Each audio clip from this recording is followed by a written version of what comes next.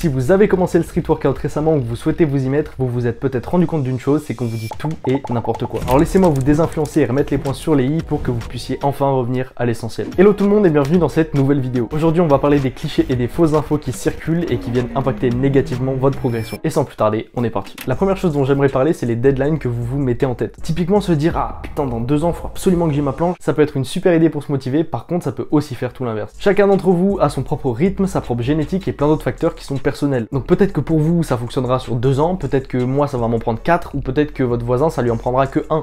Voilà, on ne peut pas savoir. Donc oui, c'est possible d'avoir sa planche sur 2 ans, mais il faut pas que ça vienne enlever sa saveur au parcours ou vous démotiver si jamais ça vient prendre plus de temps. Si ça peut vous rassurer, moi ça fait 2 ans et demi que j'en fais et j'ai toujours pas un vrai hold en full planche. Et c'est pas parce que je suis pas passionné ou que je m'entraîne pas assez, rien à voir. C'est juste que j'ai fait des choix qui m'ont beaucoup appris mais qui ont limité ma progression pure et dure en street workout. Alors enlevez-vous de la tête que vous perdez du temps ou que vous êtes nul si ça vous prend plus de temps, vous avez appris une leçon et c'est tout ce qui compte. Le deuxième point qui vient ajouter une autre dimension au premier, c'est l'image irréaliste que vous voyez de notre sport sur les réseaux sociaux. Et malheureusement c'est valable en street mais c'est valable dans plein d'autres domaines. Parce qu'entre les élites qui crachent sur les nouveaux pratiquants, les bas de forme et les performances hyper impressionnantes que vous pouvez voir, ça fait beaucoup de facteurs qui peuvent potentiellement vous dégoûter du sport. Et en plus de ça, je sais qu'il y a beaucoup de gens qui du coup ont l'impression qu'ils y arriveront jamais. Je vous rassure, ce que vous voyez sur votre écran ne représente en rien la réalité des choses. Faut vraiment arrêter de banaliser la performance, savoir faire une straddle. Les gars, c'est incroyable. Il faut aussi arrêter d'idéaliser, c'est pas parce que un tel l'a eu en 1 an que ça vient tout changer pour vous, on s'en fout du temps que ça va vous prendre. Donc je vous conseille vraiment de faire attention au temps que vous passez sur les réseaux et de faire le tri dans vos abonnements et de garder que les personnes qui vous motivent vraiment à devenir meilleur. Et petite parenthèse, tu mérites complètement d'être là. Et rien ne peut changer ça. Alors amuse-toi, va chercher ses objectifs et arrête d'écouter des gens qui sont dans un schéma ultra individualiste. On est une grande famille et on est là pour s'entraider et pas pour se tirer vers le bas. Moi je crois en toi et je sais que tu peux y arriver. Alors lâche rien. Je vois encore trop de gens cracher sur le bas de forme. Les gars, si en 2025 vous n'avez pas compris que le bas de forme c'est pas négatif et que c'est carrément nécessaire, mais je peux plus rien pour vous. Et dégrader sa forme c'est pas juste ok, c'est même conseillé en fait. Ça vous permet d'avoir plus de volume et donc de travailler votre force maximale pour ensuite venir utiliser cette force pour corriger votre forme. Attention par contre à ne pas déformer la définition du bas de forme et c'est là le vrai problème. Avoir les bras pliés en travaillant sa planche c'est pas juste du bas de forme, c'est juste plus une planche. Donc voilà, du bas de forme, ça va être une planche avec une protraction qui est pas parfaite, ça va être les jambes qui sont pas totalement parallèles au sol. Voilà, ça c'est ok. Les bras pliés, c'est pas ok. Donc il y a quand même une limite et ce sera à vous de la découvrir petit à petit. En commençant le street, j'avais lancé un compte TikTok pour essayer de motiver un max de personnes et partager ma progression. Et quand j'ai commencé à poster des vidéos sur mes entraînements planches, tout le monde m'a sauté dessus en commentaire en me disant « Mais tu ne la tiendras jamais ».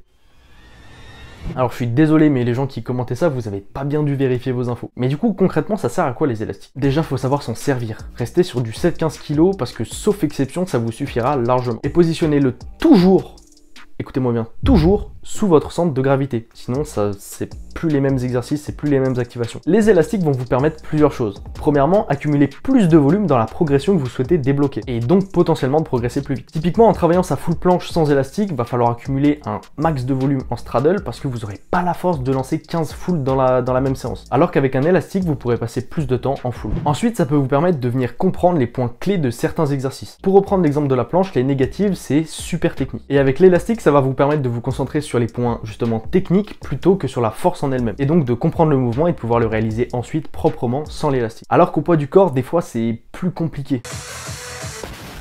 Parce que du coup ça vous demande de gérer la technique et la force en même temps. Et dernier point, c'est aussi super utile pour s'échauffer. Soit en s'en servant pour se délester sur des exos en début de séance, soit pour faire des exercices vraiment spécifiques. Donc en résumé, les élastiques c'est trop cool, mais c'est pas obligatoire. Non, vous n'avez pas besoin de vous entraîner 2 heures pour voir des résultats et progresser efficacement. Ça marche pas comme ça. Si votre entraînement est bien structuré, en 1h30 c'est plié, et peut-être même en 1 heure si vous allez vraiment à l'essentiel. Donc je vous dis pas là de négliger votre entraînement et de faire en sorte qu'il dure qu'1h30, je vous dis juste que pour accumuler du volume, vous n'avez pas forcément besoin de beaucoup de temps, il y a plein de techniques d'entraînement différentes et il faut juste bien le faire. Donc concentrez-vous sur la qualité plutôt que la quantité. Essayez d'avoir entre 3 et 5 exercices par catégorie, classez-les du plus au moins demandant nerveusement et voilà, vous avez votre séance. Et concentrez-vous sur prendre du plaisir. Voilà, faut que ça vous plaise, faut que vous vous amusiez pendant vos entraînements, sinon ça sert à rien. Et je vous rassure, c'est pas changer un combo ou faire un truc en plus ou un truc en moins qui va changer radicalement votre progression. Voilà, donc si vous avez envie de tenter un combo ou tenter un max, allez-y, c'est pas dramatique vraiment. Bon, si vous avez commencé, vous vous en êtes sûrement déjà rendu compte, mais faut que j'en parle rapidement quand même. La légende comme quoi on n'a besoin d'aucun matériel en street workout, c'est pas totalement faux, mais si vous voulez progresser efficacement et que vous habitez dans un endroit isolé, ça va être compliqué. Donc je vous conseille quand même de prévoir un petit budget pour une paire de paras avec une barre de traction ou des barres à dips. Vous prenez un élastique avec ça et là vous pouvez aller décrocher la lune. Et voilà, il fallait absolument que je vous partage tout ça parce qu'on a vite fait de se perdre avec le brouhaha qu'il y a sur les réseaux. Et si vous êtes débutant, arrêtez de vous poser toutes ces questions. Commencez à faire, voilà, débrancher, supprimer les réseaux, fermez toutes ces applications là et juste concentrez-vous sur vous-même, sur vos sensations, vos ressentis, ça va aller tout seul. Si la vidéo vous a plu, je vous laisse la liker et vous abonner, ça me soutient énormément, merci à tous ceux qui le feront. Et sur ce, moi je vous souhaite une très belle journée, je vous dis à la semaine prochaine pour une nouvelle vidéo.